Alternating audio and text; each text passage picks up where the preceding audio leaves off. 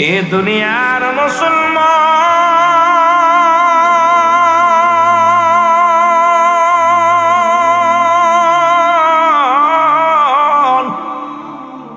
সবকিছু জন্য বিচ্ছিন্ন করে দেবে আমার আল্লাহ গো।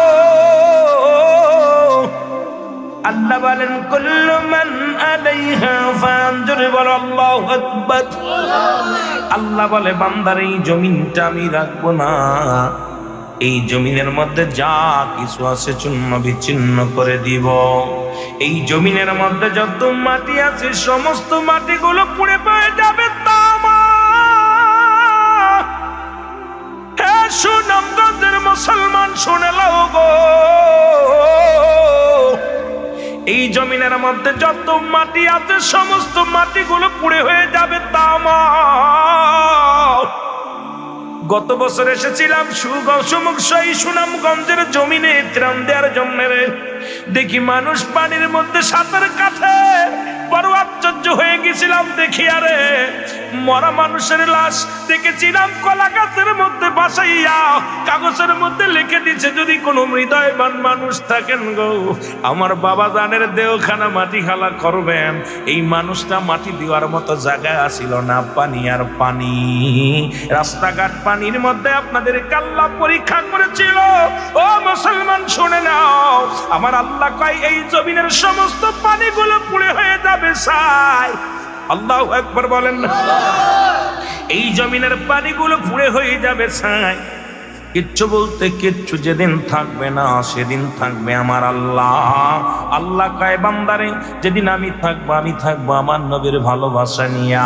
এই জন্য সুন্নিরা নবী নবী বলে ফালাফালি করে, নবীর প্রেমে পাগল হইয়া যায়, কারণ আল্লাহ থাকবে নবীর ভালোবাসা নিয়ে, আমরাও থাকতে চাই নবীর ভালোবাসা নিয়া।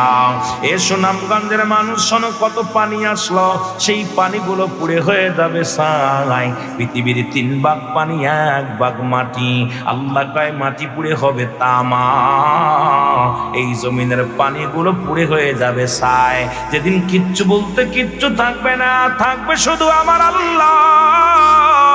আল্লাহ কয় বান্দারে সেদিন থাকবো শুধু আমি আল্লাহ, আর আমি থাকবো আমার নবীর ভালোবাসা নিয়ে। জোরে জোরে চিল্লায় বলা যাবে না মারহাবা।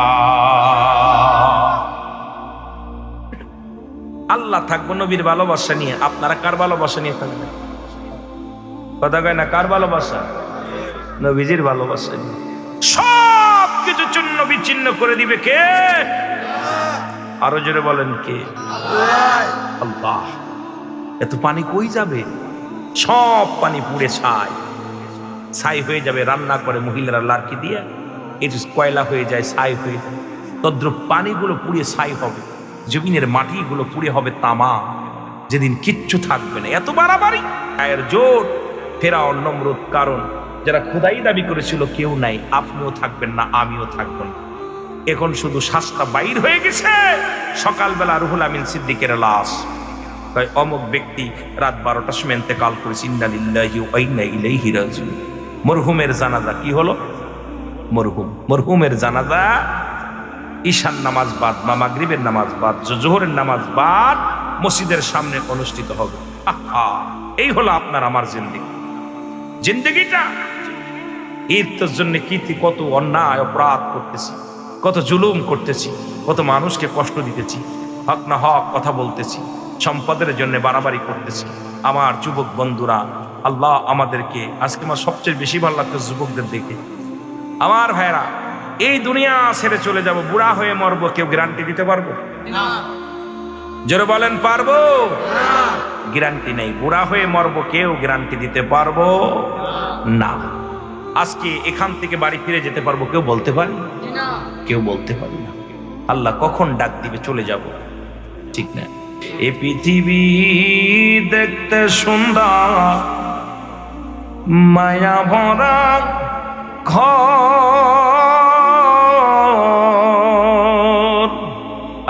ঠিক না? তারপরে কি যেন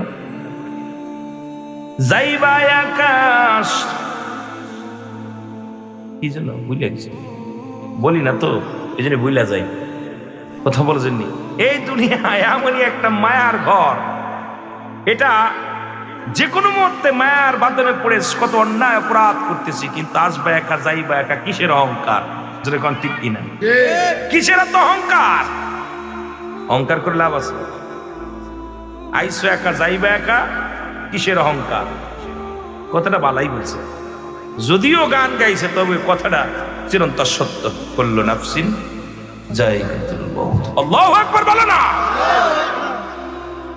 সব কিছু শূন্য রেখে বিদায় হয়ে যেতে হবে।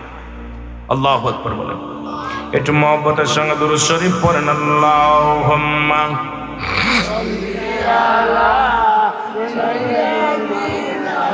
যুবক বন্ধুরা শুনে নাও, মরণের কথা শুনতে যায় তৎকালীন জামানায় বাংলার যুবকেরা শোনো।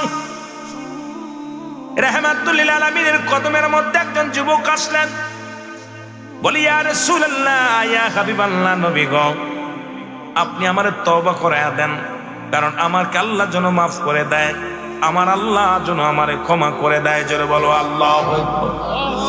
আল্লাহর নবী ডাকতে বলে, যুবক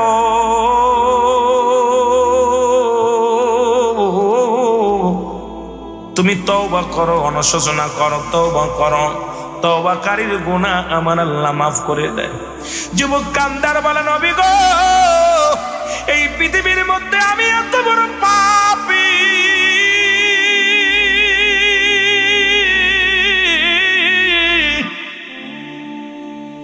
পৃথিবীর মধ্যে এত বড় পাপী, আমার গুনাহ মনে হয় আমার আল্লাহ মাফ করবে না। জোরে বলেন আল্লাহু আকবার।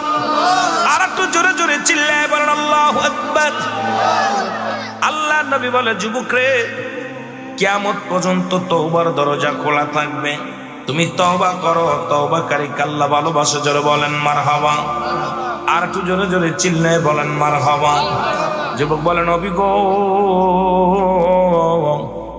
আমার পাপের কথা শুনলে আমার হয়তো তওবা করার কথা বলতেন না, আমি বড় পাপী, আমি বড় গুনাহগার।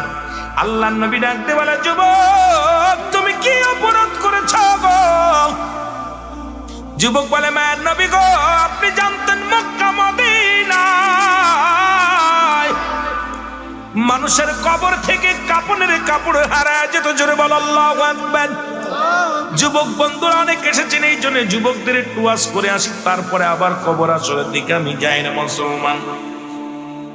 যুবক বলে, নবী গো, এই মক্কা মদিনায় যত কাপনের কাপড় চুরি হতো নবী গো, এই কাপনের কাপড়গুলো আমি চুরি করতাম। আল্লাহর নবী চোখের পানি ফেলে দিয়ে বলে, যুবক রে, দুনিয়ায় কি আর কোন কর্ম পাও নাই? পৃথিবী থেকে বিদায়ের পরে 3 টুকরা কাপড় সঙ্গে লয়া যায়, একমাত্র কবরে 3 টুকরা কাপড় লয়া যায় রে যুবক। তুমি সেই 3 টুকরা কাপড় তুমি ছিনিয়ে নাও। তুমি এত বড় নিষ্ঠুর, এত বড় অন্যায় করেছো জগতের মধ্যে যুবক গো। যুবক বলে, ইয়া রাসূলুল্লাহ, ইয়া হাবিবাল্লাহ, আমার বড্ড ভুল হয়ে গেছে নবী গো। এই মক্কা মদিনার বুকে যত কাপনের কাপড় চুরি হতো কবর খড়িয়া, এই কাপনের কাপড়গুলো আমি যুবক চুরি করতাম। জোরে জোরে চিল্লায় বলেন নাউজুবিল্লাহ। আর একটু জোরে জোরে চিল্লায় বলো আল্লাহু আকবার। আল্লাহর নবী বলে, যুবক রে, তুমি তওবা করো, তওবা করো, তওবাকারীকে আল্লাহ মাফ করে দেন, তওবাকারীর গুনাহ আল্লাহ মাফ করে দেয়। যুবক কান্দার বলে, নবী গো,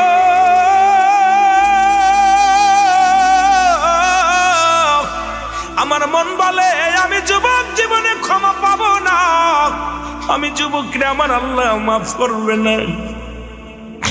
নবী গো, জীবনে মনে হয় আমার মাফ করবে না, আমি পাপী, আমি গুনাহগার, আমি অপরাধী, আমার গুনাহ আল্লাহ মাফ করবে না। যুবক আল্লাহর নবী ডাকতে বলে, যুবক রে, তুমি তওবা করো, তওবা করো। বলো, নবী গো, আমি তওবা করলেও আমার আল্লাহ আমার গুনাহ মাফ করবে না, আমার মতো পাপীরে ক্ষমা করবে না। আমার মতো পাপী এই পৃথিবীর মধ্যে দ্বিতীয় কেউ আছে আমি জানি না।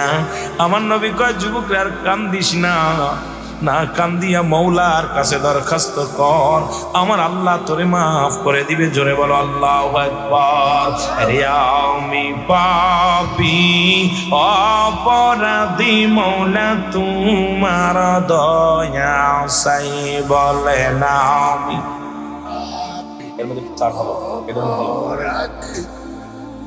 এরে তুমি যদি না করো দয়া,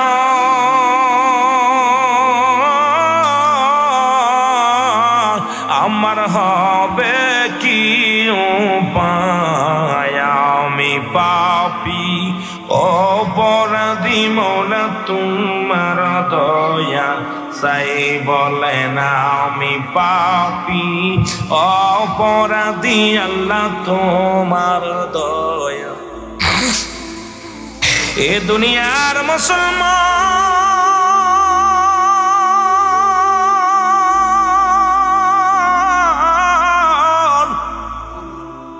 যুবক বলে, নবী গো, অনেকদিন যাবত মক্কা মদিনায় কোনো মানুষের মৃত্যু হয় না, আমারও ব্যবসা ভালো হয় না।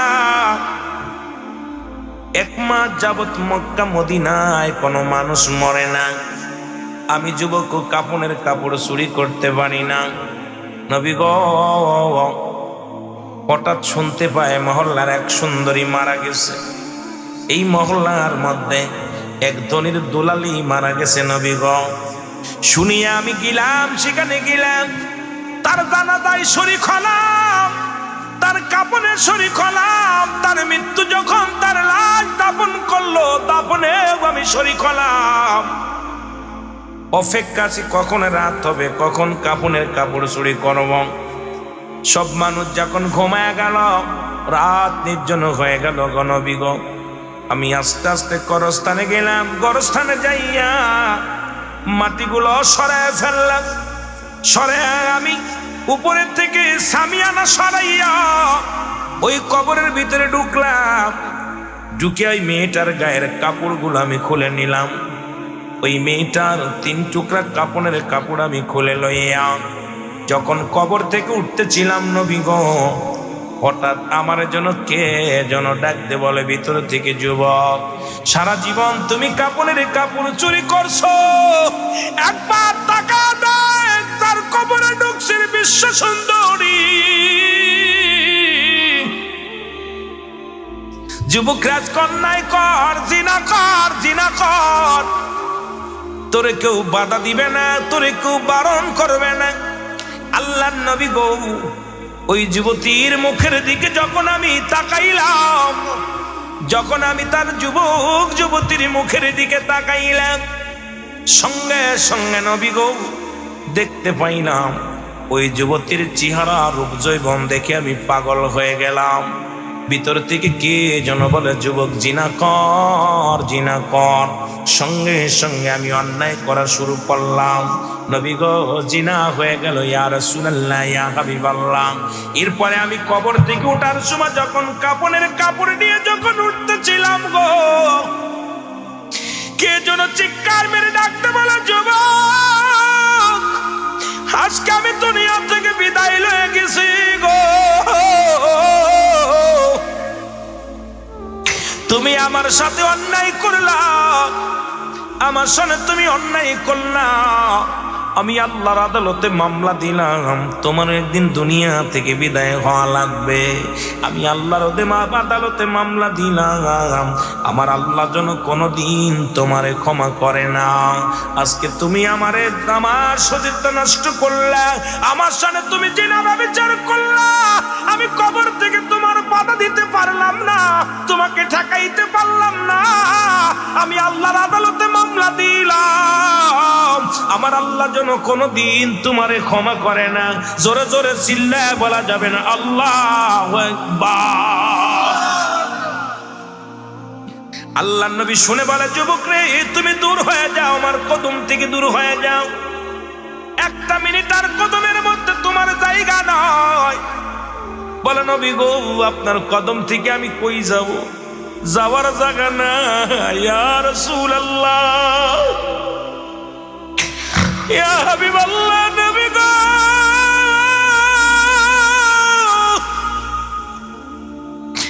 আমি সেদিন থেকে বাড়িতে খানা খাইতে পারি না, ঘুমাইতে পারি না। আমি তারপরে একটা রাত আমি ঘুমাতে পারি না, শুধু কে যেন চিৎকার মেরে বলে, যুবক রে আয় আয়, আল্লাহর আদালতে তোর নামে মামলা দিয়েছি, আমার আল্লাহ তোরে কোনোদিন মাফ করবে না।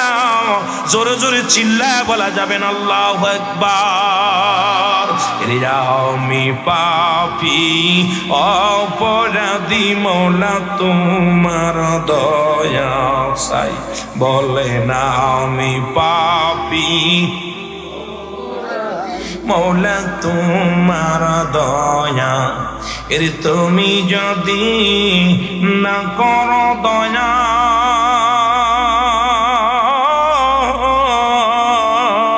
আল্লাহ তুমি যদি না করো দয়া, আমার হবে কি উপায়? আমি পাপী অপরাধী, মওলা তোমার দয়া চাই, বলে না আমি পাপী অপরাধী, মওলা তোমার দয়া। ওই আমি সংসারের মায়ায় পড়িয়া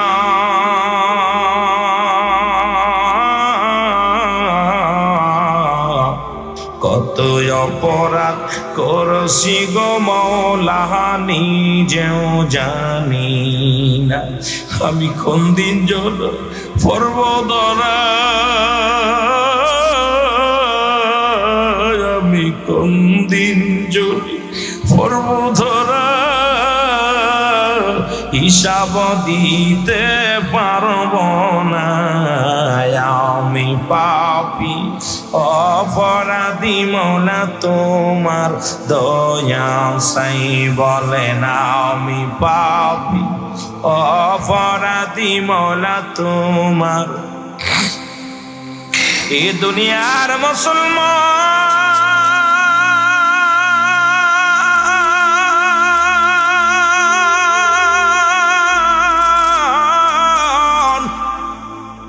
আমি যে কথা বলতেছিলাম, নবী বলে, যুবক রে তুমি দূর হয়ে যাও, দূর হয়ে যাও। যুবক কাঁদতে কাঁদতে জঙ্গলায় চলে গেল। একদিন নয়, দুটি দিন নয়, 40টা দিন যুবক খানা খায় না, ঘুমায় না, শুধু মাটির মধ্যে গোড়ায় আর চোখের পানি ছেড়ে কান্দে, মালিক আমি অপরাধী নাই, আমারে তুমি মাফ করে দাও, আমি বড় অপরাধী, তুমি আমারে ক্ষমা করে দাও আল্লাহ। ইন্তেকালের পরে কবরটা হবে বড় ভীষণ দুঃখিনী মায় আল্লাহ, ওই কবরের আযাব আমি সহ্য করতে পারবো না, তুমি আমারে ক্ষমা করে দাও, আমারে মাফ করে দাও। যুবক চোখের পানি ছেড়ে কান্দে, একদিন নয়, দুদিন নয়, 40টা দিন কান্দতে কান্দতে চোখ দিয়া পানি পড়িয়া গা হয়ে গেল। যুবকের কঙ্কাল হয়ে গেলেন দেহখানা শুকাইয়া। যুবক কান্দার বলে, আল্লাহ তুমি আমারে মাফ করে দাও, তুমি আমারে ক্ষমা করে দাও আমার আল্লাহ। এর ইলহামের মাধ্যমে যুবক শুনতে পায়, যুবক আর কান্দিস না, তোর চোখের পানি জমিনের মধ্যে পড়িয়া, এই জমিনের বড় মায়া লাগছে রে যুবক, তোরে আল্লাহ মাফ করে দিছে, আর কান্দিস না।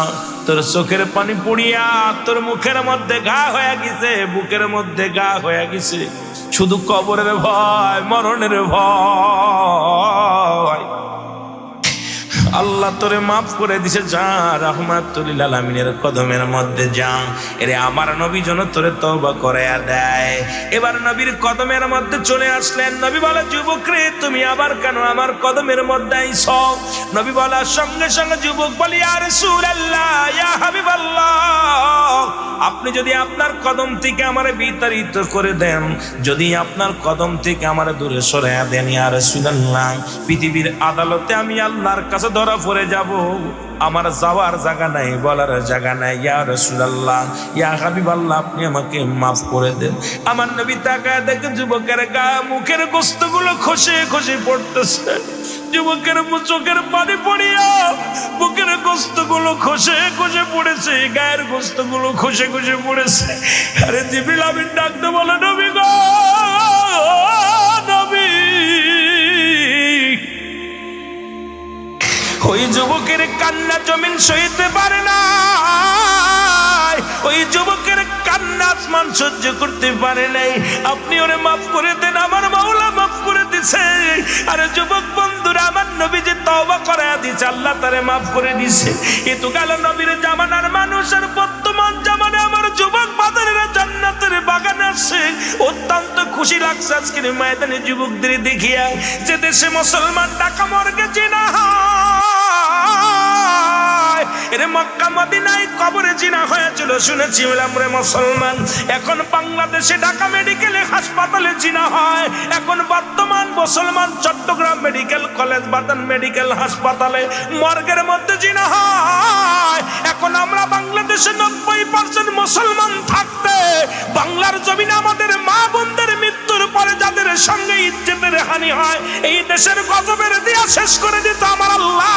আল্লাহর অসংখ্য আল্লাহর ওলিরা থাকার কারণে হয়তো আমার আল্লাহ দয়া করেছে। জোরে বলেন ঠিক কিনা? বড় আশ্চর্য হয়ে গেছি যে বাংলাদেশে কিছুদিন আগে আপনারা দেখছেন ঢাকা মেডিকেল কলেজ হাসপাতালে একাধিক নারী ধর্ষিত হয়েছে। মারা গেছে বিষ খেয়ে, আলামত জিনা। মারা গেছে গলায় দড়ি নিয়ে, আলামত হলো জিনা। ডাক্তাররাও গবেষণা করে ঘটনাটা কি, মারা গেল অ্যাক্সিডেন্ট করে। জিনা হলো কোন সময়, রেপ হলো কোথায়? এরপরে সিসি ক্যামেরা লাগালেন, লাগানোর পর বইটা করলো। তখন ডোমকে ধরে নিয়ে রিমান্ডে দেওয়া হলো। বললো যে 100 নয় 200 নয়, আজ থেকে প্রায় 700-800 মহিলা যখন কোনো মেয়ের লাশ কাটতে যায়, যখন আমি ডোম এই টেবিলের উপরে উঠায় যখন তাকে উলঙ্গ করে লাশটা কাটতে যাই, সর্বপ্রথম তার সঙ্গে জিনা করে। আহা, আমি বাংলাদেশের যুবক ভাইদের জন্য ধন্যবাদ জানাই যে খারাপ কাজ থেকে জান্নাতের বাগান আসছে। যে বাংলাদেশে কোথায়, আমি এই জন্য বললাম যে মক্কা মদিনায় রাসূলের জামানায় কবরে জিনা হয়েছে, তাও তো আবেগে পড়ে। আর আমার দেশের মা বোনেরা দর্শিত হয় মরার পরে মর্গে যায়। তাহলে এই দেশের মধ্যে আল্লাহ যে গজব দেয় নাই, এখনো আল্লাহ আমাদেরকে বাঁচায় রাখছে। করোনা দিয়ে সব শেষ করে দেওয়ার দরকার ছিল। জোরে বলেন ঠিক কিনা? আমি কি মিথ্যা বলছি? এই যারা মিডিয়া চালান, ইউটিউব চালান, যারা ফেসবুক চালান, আমি কি মিথ্যা বলতেছি? আপনার চট্টগ্রাম মর্গে একই অবস্থা। ওখানে ধরা পড়লেন ওই ডোম, ওনার নামটা আমি ভুলে গেছি। উনি বললেন আমি 150 মহিলা, যত আমি সব মহিলার কাছে যাই না, যত সুন্দরী মহিলা যারা বিষ পান করে, যারা গলায় দড়ি নেয়, এই সমস্ত মেয়েরা আসলে তাদের সঙ্গে আমি অপকর্ম করি। আহা, যে দেশে মরার পরে, আহা বাংলাদেশ মক্কা মদিনার পরে মুসলিম কান্ট্রি হলো বাংলাদেশটা, উত্তর এই পূর্ব অঞ্চলে। আমার দেশের মানুষ যেমন রাসূল প্রেমিক, আমার দেশের মানুষ যেমন খোদা প্রেমিক, আর আমার দেশের বক্তাগুলো বড় বড় কথা বলো। আমার বাবারা, আমার দেশে জিনা হয় মর্গে। পৃথিবীর ভারতেও হয়নি, লন্ডনে হয়নি, জাপানে হয় নাই। যে দেশে জিনার কারবার, ওই আপনার ইন্দোনেশিয়া টেশিয়া, যে দেশ আপনার শ্রীলঙ্কা টঙ্কা, আপনার আবার কি মালয়েশিয়া, যে দেশে জিনা ব্যভিচার ওফেন আছে, সেই সব দেশেও কোনো মরা মানুষের সঙ্গে জিনা হয়নি। কিন্তু বাংলাদেশে মরা মানুষের সঙ্গে জিনা হয়েছে। তাহলে আল্লাহ আমাদেরকে বাঁচিয়ে যে রাখছে, এটাই শুকরিয়া আদায় করি। তবে আমাদেরকে হয়তো দয়া করছে আল্লাহর মাহবুব বান্দাদের খাতিরে, যদি আল্লাহর ওলিদের খাতিরে, এটা আমাদের বোঝা লাগবে। কিসের ওয়াজ, কিসের নসিহত, কিসের কি অবস্থা? অবস্থা খুব শোচনীয়। জোরে বলেন ঠিক কিনা? আরো জোরে বলেন ঠিক কিনা? আমার বাবারা, আমি মাঝে মাঝে চিন্তা করি, আল্লাহ তুমি কোন জামানায় আমাকে বক্তা বানাইলা, কোন জামানায় বক্তা হইলাম, কোন জামানায় আলোচনা করা শিখলাম, যে জামানায় হক কথা বলার মতো পরিবেশ নাই। হয়তো আপনাদের গায়ে পড়বে কথাগুলো বললে। আল্লাহ আমাদেরকে এখনো শাহজালালের মতো আবার গজরে উঠতে হবে, আবার সেই তাকবীর দিতে হবে। আমার মুসলমান বোমা দিয়া, অস্ত্র দিয়া বিশ্বাস নয়, মুসলমানদের তাকবীর জবানটা ঠিক রাখতে হবে। ইমানি জজবা নিয়ে যখন কথা বলবেন, বাতিলেরা থরথর করে কাঁপবে। জোরে বলেন ঠিক কিনা? আরো জোরে বলেন ঠিক কিনা? এই জন্য আমি আজকে যুবকদের দেখা পর আলোচনা আমাকে বলছে হুজুর একটু কবর হাসর ওয়াজ করবেন, কিন্তু আমি যুবকদের চেহারা দেখে বড় আশ্চর্য হয়ে যাচ্ছে। আল্লাহ, তোমাদের থাকার কথা ছিল অন্য কোথাও, কিন্তু জান্নাতের বাগান ধরেছ। তোমাদেরকে নিয়ে কিছু কথা বলা পর আমি আলোচনায় যাব যদি সময় পায়। আল্লাহ যেন দয়া করে, কারণ যুবক বয়সে হবে জান্নাতি, 18 বছর যুবক আর 16 বছরের যুবতী, যারা বলে মারহাবা বলেন না, আর একটু জোরে বলেন মারহাবা। রাসূলের কদমের মধ্যে যুবক নামাজে আসতেন, 5 ওয়াক্ত সালাত আদায় করতেন, নামাজ প্রতিনিয়ত পড়তেন। নবীজির পিছে একজন যুবক, আমার যুবক বন্ধুরা শুনবা আজকে, তারপরে মুরব্বীদের আলোচনা করব, সময় পালি মা বোনদের কথা বলবো, কারণ মনটা বড় কাঁদে। একটা যুবক যদি যুবক যদি দিনের পথে আসে, আমার জীবনটা বড় সার্থক হয়ে যাবে। কারণ জাতিকে পরিবর্তন করার জন্য যুব সমাজকে অগ্রসর করতে হবে। জোরে জোরে বলেন ঠিক কিনা? আমার ভাইরা, আমার বন্ধুরা, আমার রাহমাতুল লিল আলামিনকে কত ভালোবাসতেন, ইসলামকে কত ভালোবাসতেন। যেমন আপনার আজকে মাহফিলকে ভালোবেসেছেন। রহমতের নবীর পিছনে সালাত আদায় করে একজন যুবক, কিন্তু মসজিদের পাশে একজন ইহুদির মেয়ে যুবকের প্রতি আকৃষ্ট হয়ে গেলেন। প্রতিনিয়ত রাস্তার মধ্যে প্রেমের প্রস্তাব দেয়, প্রতিনিয়ত ফাইসা কথা বলে, যুবক মাথা নিচু করে চলে যায়। বারবার প্রেমের অফার দেয়, যুবক প্রত্যাখ্যান করে। একদিন রাসূলুল্লাহ সাহাবীদেরকে নিয়ে আলোচনা করতেছেন, একটু রাত হয়ে গেল, ঈশা সালাত আদায় করে নবীজি সাহাবীদেরকে নিয়ে আলোচনা করতেছেন। একটু রাত হয়ে গেছে, ওই যুবতী অপেক্ষা আছে রাসূলের যুবক, ওই যুবক সাহাবী যখন রাস্তা দিয়ে আসবে তাকে ধরবে, যে কথা সেই কাজ। যুবক যখন আসলেন, সঙ্গে সঙ্গে অন্য মানুষ দিয়ে ধরে নিয়ে ঘরের মধ্যে গেলেন। ঘরের মধ্যে যায় যুবতী প্রেমের অফার দিলেন, কুপ্রস্তাব দিলেন। যুবক বলেন না, কারণ আমি রাসূলুল্লাহর প্রেমিক, আমি ইসলাম ধর্ম কবুল করেছি, সুতরাং আমার দ্বারা অন্যায় করা সম্ভব নয়। আজকে আমার দেশের অনেক আলেমগণ মুসলমান, শুনে নেন, 3 মাসে 609 জন বলৎকার ধরা পড়ছে, দাড়িওয়ালা টুপিওয়ালারা। এতে আমার নবীজির উপরে দুশ্মন বা জান দুশ্মনী করেছেন। ইহুদি খ্রিস্টানরা মুসলমানদের ইতিহাস, মুসলমানদেরকে নিয়ে উপহাস করে। মুসলমান, কারণ মুসলমান জাতি জিনার জাতি না, মুসলমান জাতি পৃথিবীর মধ্যে সুদখোর নয়, মুসলমান জাতি ঘুষখোর নয়, মুসলমান জাতি অন্যায় করে না। এটা প্রমাণ করে দিয়ে গেছে আমার রাসূলের যুবক সাহাবী। একটু আলোচনার ভিতরে গেলেই বুঝতে পারবেন। জোরে জোরে চিল্লায় বলেন মারহাবা। আমার ভাইরা, আমার বন্ধুরা, আমার রহমতের নবীর সাহাবী, ওনাকে ঘরের মধ্যে নিয়ে মেয়েটা সর্বপ্রথম তার গায়ের কাপড় খুলে ফেললেন, পণ্যের কাপড় খুলে ফেললেন, উলঙ্গ হয়ে গেলেন, একদম বস্ত্রহীন হয়ে গেলেন। যুবককে অনেক আকৃতিক, অনেক রকম বাদানরে কি করতে লাগলেন, আকর্ষণ করানোর জন্য চেষ্টা করলেন। যুবক একটা চিৎকার মেরে দিয়ে বলে, ইয়া রাসূলুল্লাহ, আমার আল্লাহ, তোমার হাতে আমার ইজ্জত, তোমার হাতে আমার সম্মান, তুমি আমারে দয়া করো। জোরে জোরে চিল্লায় বলা যাবে না মারহাবা? আর একটু জোরে জোরে চিল্লায় বলা যাবে না মারহাবা? যুবক কি করলেন? যুবক বেহুশ হয়ে পড়ে গেলেন, জমিনের মধ্যে পড়ে গেলেন। যুবতী চিন্তা করে, যুবকটা যদি মারা যায়, সকালবেলা মার্ডার কেসের আসামি হব আমি। তার হাতে হাত পা ধরে টান দিয়ে নিয়ে রাস্তার মধ্যে ফেলে রাখলেন।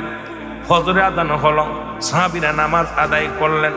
আদায় করে যাইয়া দেখে আল্লাহর নবীর সাহাবী, ওই যুবক সাহাবী রাস্তার পাশে পড়ে আছে। হাতাশিং করে তার বাড়ি নিলেন, বাড়ি নিয়ে কবিরাজ দেখাইলেন। কবিরাজ দেখাইয়া চিকিৎসা করলেন, কিন্তু হুঁশ ফিরে পেলেন না। 3 দিন সময় চলে গেল। 3 দিন পরে যুবকের হুঁশ হলো। হুঁশ হওয়ার পর বাবাকে ডাকতে বলে, আমার বাবা,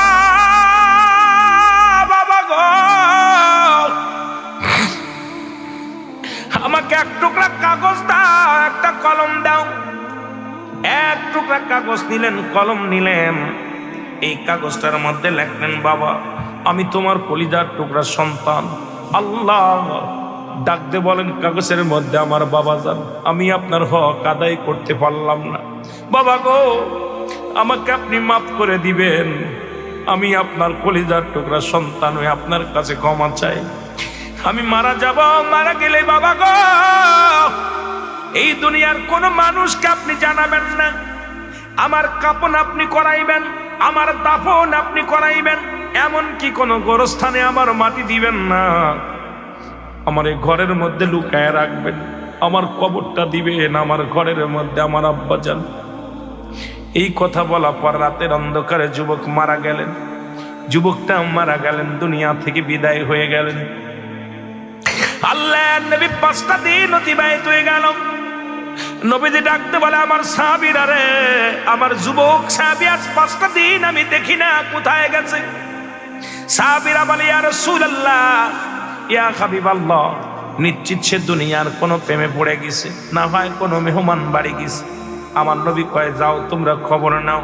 খবর নিতে আসলেন, যুবকের বাবার সালাম দা, আসসালামু আলাইকুম চাচা যান, আপনার ছেলে কই? আপনার ছেলের খবর রাহমাতুল লিল আলামিন জানতে চেয়েছে। বলে আমার ছেলের খবর আমি জানি না। এই কথা বলিয়া চোখের পানিগুলো ছেড়ে দিছে, কারণ বাবার কাছে সন্তানের লাশ যে কতবারই একমাত্র বাবাই জানে। পৃথিবীর যে বাবা তার সন্তানের লাশটা ধরেছে, যে বাবা তার সন্তানের লাশ দাফন করেছে, সেই বাবা জানে সন্তানের লাশ কতবারই। আল্লাহর নবীর সাহাবীরা যা বলে মায়ার নবী গো,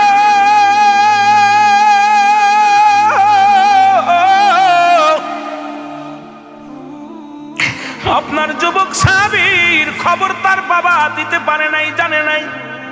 তবে আমি যখন তার সন্তানের কথা জিজ্ঞাসি, দেখেছি বাবার চোখ দিয়ে টলমল করে পানি আসছে, আর কিছু বলতে পারি না। আমার নবী বলে দাঁড়াও আমি যাব। নবীজি চলে গেলেন যুবকের ঘরে, সালাম দা, আসসালামু আলাইকুম ইয়া হালাল বাইত। ঘরের মধ্যে কসনি, বলে ওয়ালাইকুম আসসালাম। ভিতর থেকে আসে, ডাকতে বলে আমার আপনি কে? বলে আমি যুবকের বাবা, অমুক সাহাবীর বাবা। নবীজি বললেন আগে বলো আমার যুবক আজ 5টা দিন কেন মসজিদে যায় না, কোথায় গেছে তুমি বলতে পারো নি? যুবকের বাবা বলে হুজুর আল্লাহর কসম করে বলে আমি কিচ্ছু বলতে পারবো না, আমি জানি না, কিছু বলা সম্ভব না, আমি বাবা। আল্লাহর নবীর চোখ, আল্লাহর নবী ডাকে বাবার চোখ দিয়ে টপ টপ করে পানি পড়া শুরু হয়েছে। আমার নবী তাকায় দেখে রে, যে ঘরের মধ্যে বসে আছে এই ঘরের মধ্যে নতুন মাটি খোঁড়া। আল্লাহর নবী বলে সাহাবী রে, ও আমার সাহাবী রে বাবা, আমি দেখতেছি তোমার ঘরের মধ্যে কেন নতুন মাটি খোঁড়া?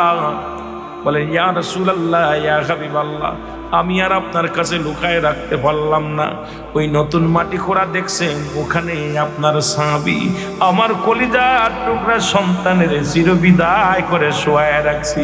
জোরে জোরে চিল্লায় বলা যাবেন আল্লাহু আকবার। আল্লাহর নবী ডাকতে বলা যাবে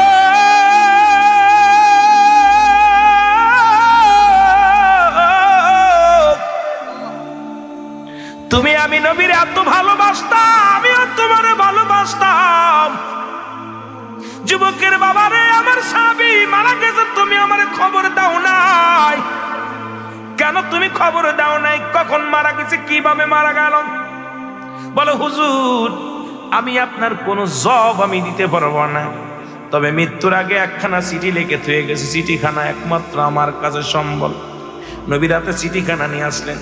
নবী তাকায় দেখে চিঠির মধ্যে লেখা আছে আমার আব্বাজান জীবনে আপনার হক আমি আদায় করতে পারলাম না, কারণ পৃথিবীর মধ্যে 6-7টা হক হলো জীবিত থাকতে, 7টা হক মরণের পরে গো বাবা। এই 14টা হকের একটা হকও আমি আদায় করতে পারলাম না। ও আমার আব্বাজান আমি বিদায় নিতেছি, আপনি আমারে মাফ করে দিবেন। আর পৃথিবীর মধ্যে আমার লাশখানা কেউ যেন দেখতে না পায়। দুনিয়ার মধ্যে আপনি নিজেই গোসল করাইবেন, নিজেই দাফন করাইবেন, নিজেই জানাজা পড়বেন, অন্য কোন মানুষকে ডাকবেন না। আমার নবী চিঠি পড়িয়া চোখের পানিগুলো দরদর করে ছেড়ে দিলেন আর কান্দা, আল্লাহ আমার যুবকের মৃত্যুর রহস্যটা তুমি আমার বলে দাও। জিবরিল আমিন এসে বলে নবী গো, মায়ের নবী শোনেন, আপনার যুবক আপনাকে এত ভালোবাসতো, আপনার যুবক ইসলামকে ভালোবাসত, আপনার যুবক ইসলাম কলুষিত হোক এটা চান নাই, কারণ আপনি আল্লাহ পাক তো কোরআনের মধ্যে বলেছি আইয়ুহান্নাযীনা আমানু, আল্লাহ বলে ইমানদার বিশ্বাসীরা, আল্লাহ যদি বলতে আইয়ুহান নাস, নাস বলে না, ইমানদারদের ডাক দিচ্ছে। আপনার যুবক এত বড় ইমান, আদখুলু ফিস-সিলমি কাফা, আল্লাহ বলে ইমানদারেরা বিশ্বাসীরা শুনে নাও, তোমরা পরিপূর্ণভাবে দাখিল হও, প্রবেশ করো ইসলামের মধ্যে। ইয়া রাসূলুল্লাহ, ইয়া হাবিবাল্লাহ, নবী গো, আপনার যুবক কেমন ভাবে ইসলামের মধ্যে ঢুকেছিল, আপনার যুবক কেমন ভাবে ইমানের মধ্যে ঢুকেছিল গো। জীবন দিয়া গেছে, ইমান দেই না, জীবন দিয়ে গেছে, ইজ্জত দেই নাই। জোরে জোরে চিল্লায় বলো আল্লাহু আকবার। আর একটু জোরে জোরে চিল্লায় বলো আল্লাহু আকবার। এ যুবক বন্ধুরা শুনে নাও, ইয়া রাসূলুল্লাহ, ইয়া হাবিবাল্লাহ, মায়ের নবী গো, ওই যুবক আপনার এক যুবতী মসজিদের পাশের বাড়ির ওই মেয়েটা আপনার যুবকের সতীত্ব নষ্টের জন্য অনেক চেষ্টা করেছিল, কিন্তু আপনাকে এত ভালোবাসে, আমার আল্লাহকে এত ভালোবাসে, সে জীবন দিয়া গেছে, কিন্তু ঈমান বেঁচে না। ইয়া রাসূলুল্লাহ, ইয়া হাবিবাল্লাহ, আপনার যুবক এই জন্য মারা গেছে, কারণ এই জন্য চিঠি লিখে থুয়ে গেছে। সে যখন ওই ঘরের মধ্যে বেহুশ হয়ে যায়, সে জানে না সে কোথায় তাকে পাওয়া গেছে। সে মনে করছে হয়তো ঘরের ভিতর থেকে আমার উদ্ধার করেছে। মানুষ জানতে পারলে মানুষ বলবে অমুক যুবক অমুকের ঘরের মধ্যে যায় ধরা পড়ছে, নবীর সাহাবী অমুক মহিলার সঙ্গে ধরা পড়ছে, সুতরাং ইজ্জত চলে যাবে, আমার নবী বড় কষ্ট পাবে, ইসলামের মধ্যে কলঙ্ক আসবে। এই কারণে ইয়া রাসূলুল্লাহ, ইয়া হাবিবাল্লাহ, আপনার যুবক বলছে আমি যদি মারা যাই, আমার দুনিয়ার কোন গোরস্থানে যারা যদি মারা, আমার ঘরের মধ্যে আমার দাফন করাইবা, পৃথিবীর কোন মানুষকে জানতে দিবা না। মানুষ জানবে জিনাকারী, বলবে নবীর সাহাবী জিনাকারী। মানুষ আমার নবীর উপরে তোমাত আসবে, ইসলামের পরে আঘাত আসবে।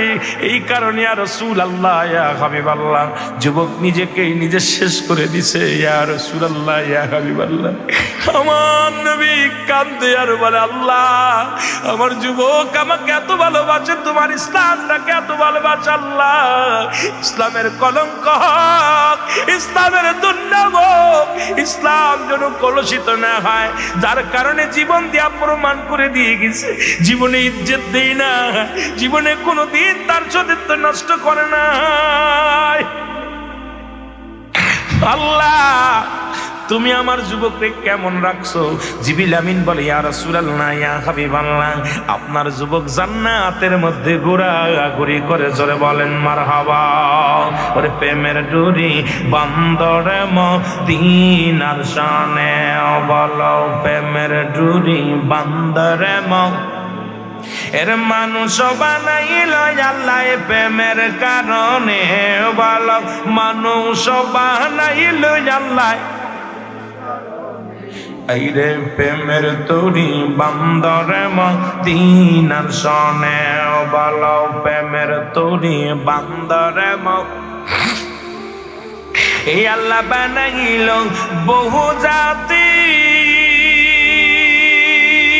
আবার শিখাইল প্রেম প্রীতি, আরে মর নবীকে পাঠান আল্লাহ, মর নবীকে পাঠান আল্লাহ, প্রেমের কারণে, প্রেমের তরি বান্দরে মদিনার শনে, বলো প্রেমের তরি বান্দরে এর মানুষ বানাইল আল্লাহ প্রেমের কারণে, বলো মানুষ আল্লাহ প্রেমের কারণে, প্রেমের তরি বান্দরে মদিনার শনে, বলো প্রেমের তরি বান্দরে এই আল্লাহ বানাইল আসমান জমিন,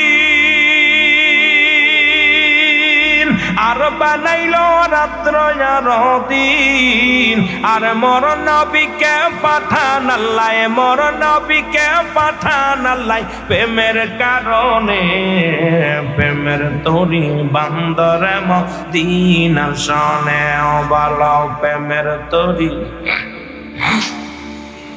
আরো জোরে বলেন, প্রেমের তরি বান্দরে মদিনার সনে, এর মানুষ বানাইল আল্লাহ প্রেমের কারণে। বলো, মানুষ বানাইল আল্লাহ।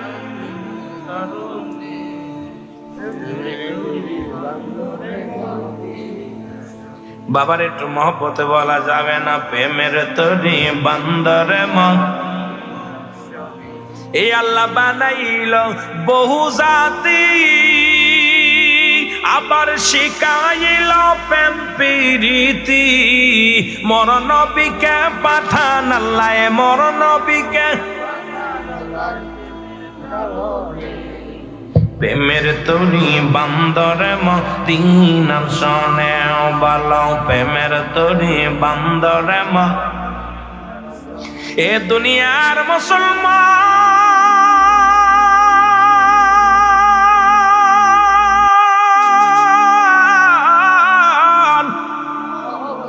আল্লাহর নবী চলে গেলেন ইহুদের ওই মহিলার বাড়ি গো। নবী যে দরজায় হাত মারে, বলে ইহুদির মহিলা রে, কই রে মেয়েটা? মেয়েটা ভিতর থেকে বলে, ইয়া রাসূলুল্লাহ, ইয়া হাবিবাল্লাহ, নবী গো, অনেক তাসসিল, অনেক তুচ্ছ আমি করেছি আপনাকে। নবী গো, আপনি যে সঠিকের মধ্যে কোনো সন্দেহ নাই, আল্লাহর বিধান যে সত্যের মধ্যে কোনো সন্দেহ নাই। নবী গো, আপনার যুবকটা মৃত্যুবরণ করেছে কিন্তু ঈমান বেঁচে নাই। নবী গো, আমি চেষ্টা করেছিলাম তাকে আমার দিকে আকৃষ্ট করার জন্যে, এই জন্য গায়ের কাপড় খুলে ফেললাম, পণ্যের কাপড় খুলে ফেললাম। আল্লাহর কসম করে বলি নবী গো, একটা বার আমার মুখের দিকে তাকাই নাই, দেহের দিক তো দূরের কথা, একটা বার আমার মুখের দিকে তাকাই নাই। জীবন দিয়ে একটা চিৎকার বেরো নবী গো, এই দুনিয়ার মধ্যে বেহুশা পড়ে যায় গো। আল্লাহ নবী গো, একটা মিনিট আমি ইহুদি থাকতে চাই না, আপনি আমার কালেমা পড়াই দেন, যে ইসলামের মধ্যে জিনা নাই, যে ইসলামের মধ্যে ব্যভিচার নাই, পৃথিবীর মধ্যে সতীত্ব, যে ইসলাম সত্য। নবী গো, আর একটা মিনিট আমি ইহুদি থাকতে চাই না, আপনি আমাকে কালেমা পড়ায়া দেন। আপনার যুবর মৃত্যুর জন্য আমি দায়ী ইয়া রাসূলুল্লাহ।